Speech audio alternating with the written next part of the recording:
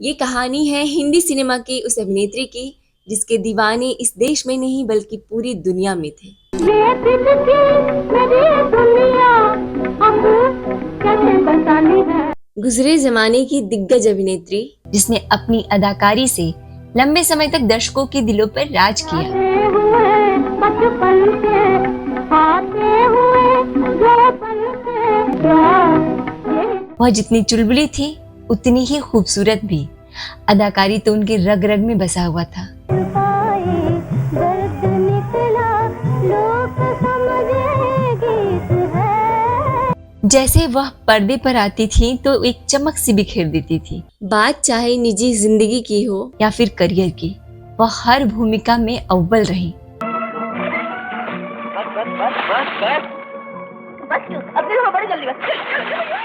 वो इतनी बिंदास थी कि अपने बिंदासपन की वजह से फिल्म इंडस्ट्री में उनकी अलग पहचान ही बन गई।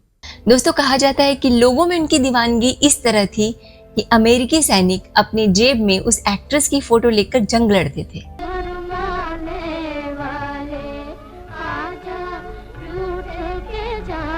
यह ऐसी अभिनेत्री थी जिन्होंने 40 से 50 के दशक में इतनी सारी सुपरहिट फिल्में दी कि लोग घर घर में उनकी फिल्में देखना पसंद करते थे।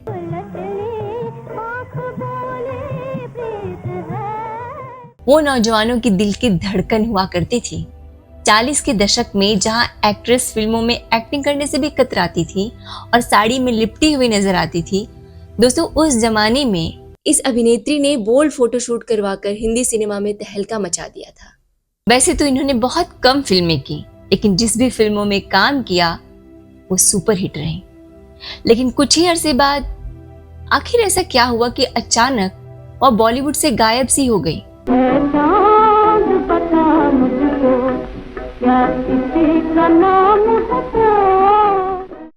आखिर क्यों उनके अपने ही देवर दिलीप कुमार उनसे नफरत करते थे। आते हुए जो पल के दोनों से नमस्कार दोस्तों, मैं हूं नैना और आप देख रहे हैं नैना टॉकीज।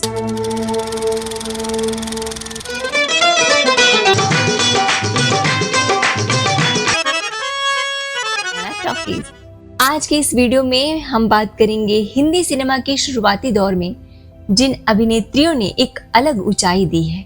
उनमें से एक नाम उस दौर की खूबसूरत अभिनेत्री बेगम पारा की है।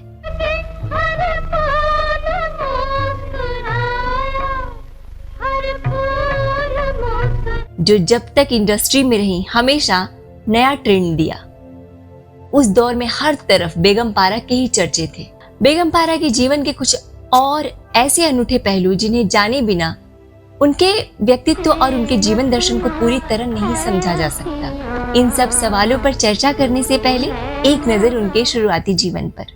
एक तुम्हारी कला है जो तुम्हारी याद दिलाती है और एक हमारी कला है जो अपने भी सुध बिसरा देती है। साल 1926 में 25 दिसंबर की तारीख थी। पाकिस्तान के पंजाब प्रांत के झीलम में एक कुलीन और संस्कारवान मुस्लिम फैमिली में एक खूबसूरत बच्ची का जन्म हुआ। परिवार ने प्यार से उनका नाम जुबेदा उल हक रखा, लेकिन जुबेदा को उनकी माँ प्यार से पारा कहकर बुलाती थी, जिसने आगे चलकर बॉलीवुड का भूगोल ही बदल दिया। वैसे तो पारा के 10 भाई बहन थे, जिनमें वह तीसरी बेटी थी। पारा की परवरिश बीकानेर के राजस्थान में हुई थी। उनके पिता का नाम मियां एहसान उल हक था, जो अंग्रेजों के जमाने के एक जाने माने जज थे। पिता की सरकारी नौकरी होने की वजह से उस जमाने के अलग अलग रियासतों में उनका अक्सर पोस्टिंग हो जाया करता था। अपने रिटायरमेंट के समय वह राजस्थान की बीकानेर रियासत में चीफ जस्टिस के पद पर थे। बाद में वे प्रांतीय सरकार के मंत्री भी रहे। माता पिता दोनों ही पढ़े लिखे थे, इसलिए उन्होंने अपने हर बच्चे को ऊंची से ऊंची शिक्षा के लिए प्रेरित किया। हर 4-5 साल में होने वाले पिता के तबादलों की वजह से पारा की पढ़ाई लिखाई में कोई रुकावट न आए, इसलिए उन्हें जालंधर के एक हॉस्टल में दाखिला करा दिया गया, जहां उन्होंने अपनी स्कूलिंग पूरी की और वहीं से कॉलेज की पढ़ाई के लिए वो अलीगढ़ चली गई। पारा ने अलीगढ़ मुस्लिम विश्वविद्यालय से स्नातक की डिग्री ली। कॉलेज के दिनों में ही पारा बहुत बोल्ड थी। यूनिवर्सिटी में पढ़ाई के दौरान ही उन्होंने घुड़सवारी, शिकार, निशानेबाजी, तैराकी, क्रिकेट और बैडमिंटन में महारत हासिल की। सिर्फ शौक की खातिर नहीं, बल्कि इन सभी खेलों में उन्होंने पूरी गंभीरता से हिस्सा लिया और कई अवार्ड भी जीते। क्रिकेट में उनका विशेष रुझान था। वह अच्छी प्लेयर तो थी, लेकिन क्रिकेट को अपना करियर बनाना नहीं चाहती थी। एक तरफ फिल्म और दूसरी तरफ क्रिकेट, दोनों का मेल नहीं था। बताया जाता है कि पारा के पहल पर ही फिल्मी सितारों की नुमाइशी क्रिकेट मैच शुरू हुआ। ऐसे पहले मैच में पारा ने सबसे ज्यादा रन बनाकर पुरुष कलाकारों को शर्मिंदा कर दिया। पारा अभिनेत्री बनना चाहती थी। वह कॉलेज के दिनों में हीरो मोतीलाल की बहुत बड़ी फैन थी। वह उनकी हर एक फिल्म को देखा करती थी। उनकी दिली ख्वाहिश थी कि वो एक दिन उनके साथ एक फिल्म में काम करे। पारा मोतीलाल को लेटर भी लिखा करती थी। एक इंटरव्यू में उन्होंने बताया था कि अक्सर उनके लेटर्स का वो जवाब भी देते थे और फिल्मों में काम करने के लिए अक्सर मुंबई भी बुलाया करते थे, लेकिन कोई संयोग नहीं बन पा रहा था। उनके पिता वैसे तो खुले विचारों के थे, लेकिन बेटे का फिल्मों में काम करना उन्हें बिल्कुल पसंद नहीं था। लेकिन कहते हैं ना दोस्तों, नियति को कुछ और ही मंजूर था। उन्होंने जो कभी नहीं सोचा था वो होने जा रहा था। पारा की मुंबई जाने और फिल्मों में काम करने का आधार एक अजीब संयोग से बना। दरअसल पारा के बड़े भाई मंसूर, जो कोलकाता में बाटा कंपनी में काम करते थे, उन्होंने एक बंगाली अभिनेत्री प्रतिमा दास गुप्ता से शादी कर ली, जिसको लेकर उनसे उनके माता पिता काफी नाराज भी थे। हालांकि बाद में उन दोनों की शादी को स्वीकार कर लिया गया। शादी के बाद उनके भाई और भाभी मुंबई शिफ्ट हो गए, जहाँ साल 1943 में प्रतिमा दास गुप्ता को AR कारगर की फिल्म नमस्ते में बतौर लीड हीरोइन का काम करने का मौका मिला। पारा अक्सर छुट्टियां बिताने के लिए अपने भाई भाभी के यहाँ मुंबई जाया करती थी। वहां पारा अपनी भाभी प्रतिमा के साथ फिल्मी पार्टियां में भी जाया करती थी। वहीं पर फिल्मों से जुड़े लोगों के साथ मिलना जुलना शुरू हुआ। पार्टियों की चमक दमक देखकर वो बहुत प्रभावित हुई। पारा ने फौरन तय कर लिया कि चाहे जो कुछ भी हो, वो करेंगी तो सिर्फ अभिनय ही करेंगी। पारा बेहद खूबसूरत थी। उन्हें जो भी देखता वह उन्हें फिल्मों में काम करने की प्रस्ताव दे देता था। कहा जाता है कि शशिधर मुखर्जी और देविका रानी ने सबसे पहले फिल्म में काम करने का मौका उन्हें दिया। हालांकि पारा के पिता इसके लिए तैयार नहीं थे। एक बार पारा अपनी भाभी के साथ कोर्ट डांसर फिल्म की शूटिंग पर गई। उस समय भाभी प्रतिमा Das Gupta court dancer film में एक्टिंग कर रही थी। उसी दौरान पारा की मुलाकात प्रभात फिल्म कंपनी के पार्टनर बाबूराव पई से हुआ। पई ने पारा को अपनी फिल्म चांद में बतौर हीरोइन एक्टिंग करने का ऑफर किया। भाभी प्रतिमा ने भी उनका यह ऑफर स्वीकार करने के लिए उन्हें सलाह दी। पारा के पास यही एक अच्छा मौका था जब पारा अपना सपना पूरा कर सकती थी। फिर क्या था दोस्तों, भाभी प्रतिमा को लेकर वह अपने पिता को मनाने बीकानेर पहुंची। आखिरकार वह अपनी बेटी की जिद के आगे झुक ही गए। लेकिन पिता एहसान उल हक ने एक शर्त भी रखी कि लाहौर में वह कभी भी फिल्मों में काम नहीं करेंगी।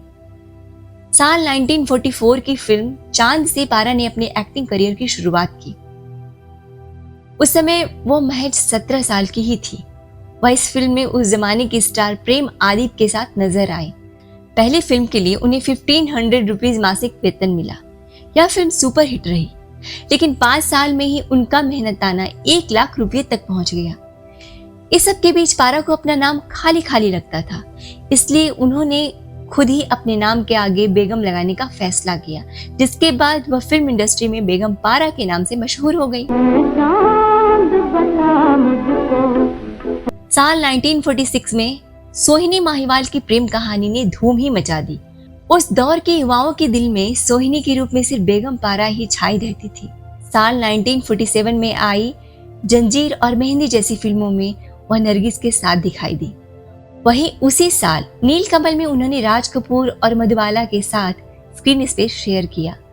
राज कपूर और मधुबाला की बतौर हीरो और हीरोइन पहली फिल्म थी, जिसमें बेगम पारा दूसरी लीड रोल में थी।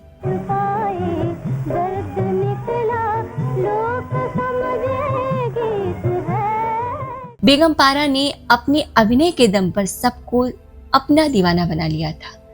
आलम ये था दोस्तों कि उनके चाहने वाले सुबह सुबह ही उनके घर के आगे एक झलक पाने के लिए खड़े हो जाया करते थे। इंडस्ट्री में बेगम की डिमांड बढ़ने लगी थी। सुहागराज, झरना, शहनाज बेगम पारा के जीवन की बेस्ट फिल्म में से एक है।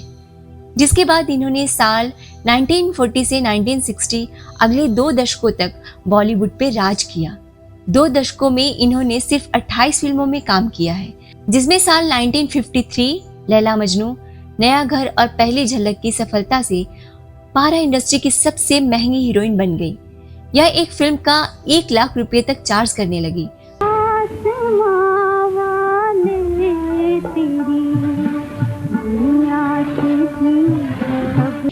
दोस्तों, ये किस्सा भी मशहूर है कि 1960 में आई फिल्म मुगले आजम में बेगम पारा ने उस किरदार को छोड़ दिया जिसे नगार सुल्ताना ने निभाया था, और वजह यह थी कि इन्हें रोने धुनने वाली फिल्में पसंद नहीं थी।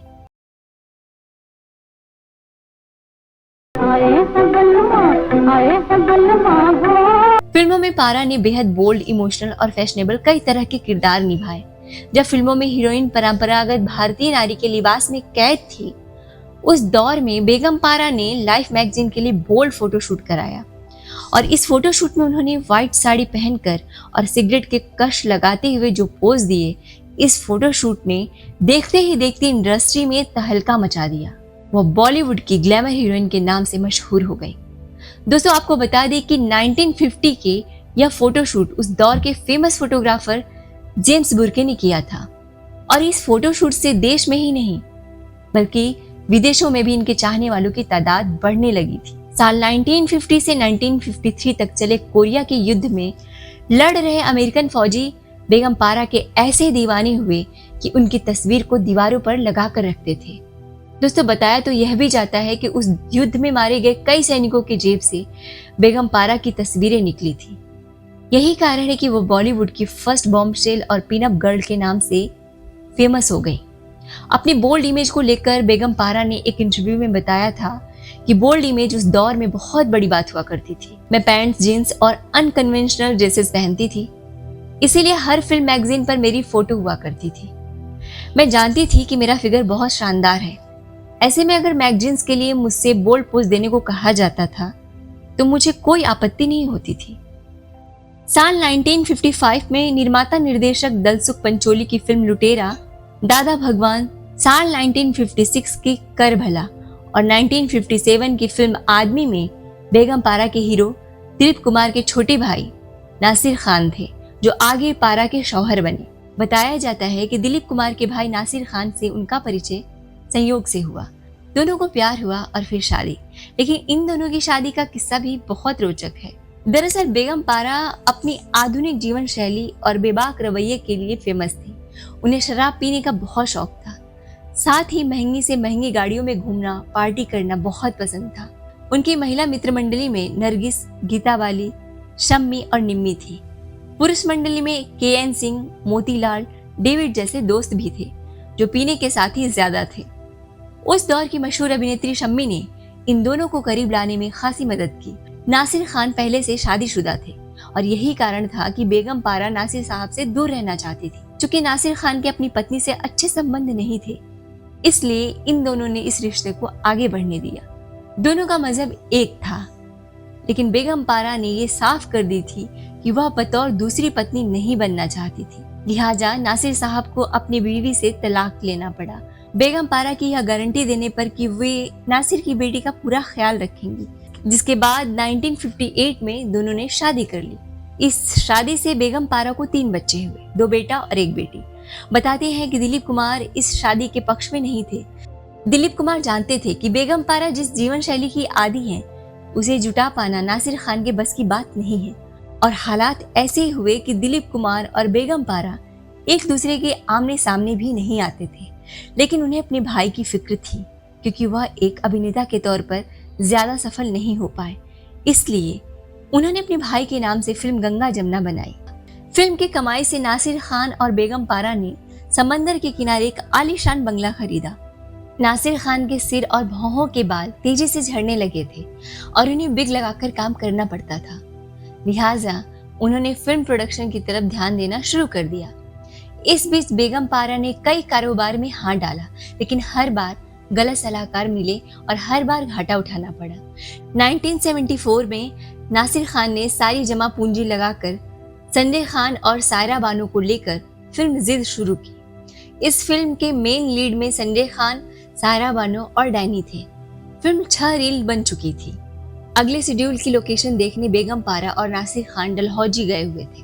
वापसी में अमृतसर के एक होटल में अचानक दिल का दौरा पड़ने से नासिर खान का निधन हो गया। बेगम पारा पे तो मानो दुखों का पहाड़ ही टूट पड़ा। सारा पैसा फिल्म में लग चुका था, मदद करने वाला अब कोई नहीं था। उन पर 3 बच्चों की परवरिश की जिम्मेदारी भी थी। हताशा में उन्होंने शराब पीना शुरू कर दिया। उनकी बहन ने उनका दामन थामा। बेगम पारा को उनके बच्चों के साथ पाकिस्तान ले गई, जहां उनके माता पिता रहते थे। वहां वह अपने परिवार के साथ रहने लगी, लेकिन वहां बंद और रूढ़िवादी माहौल के चलते अधिक समय तक रह नहीं पाई। करीब 3 साल बाद जीवन से जूझने का संकल्प और हिम्मत लेकर बेगम पारा फिर मुंबई वापस लौटी। उन्होंने समझ लिया था कि उन्हें अपना सहारा खुद ही बनना होगा। इनकी बड़ी बहन जरीना भारत में ही थी, जिन्होंने इनकी खूब मदद की। बेगम पारा का संघर्ष चरम पर था। उन्हें फिल्म मिलना भी बंद हो गया था, लिहाजा उन्होंने अपने बंगले का एक हिस्सा ब्यूटी पार्लर के लिए किराए पर देकर आय का साधन तलाशा, जिससे उनके परिवार की देखरेख हो सके। जीवन से बेगम पारा को कोई शिकायत नहीं रही। उन्होंने वही जीवन जिया जो उनके मन ने चाहा। बेगम पारा की बेटी एक सफल बिजनेस वुमेन है। इनके बड़े बेटे नादिर खान का बहुत कम समय में ही निधन हो गया। उनका छोटा बेटा अयूब खान आज के जाने माने टीवी एक्टर हैं, जिन्होंने फिल्म और टेलीविजन दोनों में अच्छा नाम कमाया है। 50 साल कैमरा से दूर रही बेगम पारा एक बार फिर संजय लीला भंसाली की फिल्म सांवरिया में नजर आई थी, जो 2007 में रिलीज हुई थी। इस फिल्म में उन्होंने सोनम कपूर की दादी का रोल प्ले किया था। 10 सितंबर साल 2008 को 82 साल की उम्र में बेगम पारा का देहांत हो गया। तो दोस्तों, ये वीडियो आपको कैसा लगा हमें कमेंट करके जरूर बताएं। आई होप कि आज का वीडियो आपको पसंद आया हो। अगर वीडियो पसंद आया हो तो प्लीज वीडियो को लाइक करें, शेयर करें और कमेंट करें। अगर आप चाहते हैं किसी और टॉपिक पे वीडियो देखना तो हमें कमेंट बॉक्स में जरूर बताएं। अगर आप चैनल पे नए आए हैं तो मेरे चैनल को सब्सक्राइब कर लें। तो मिलती हूँ आप सबसे अगले वीडियो में ऐसे ही कुछ रोचक बातों को लेकर। तब तक रखिए अपना ख्याल। नमस्कार।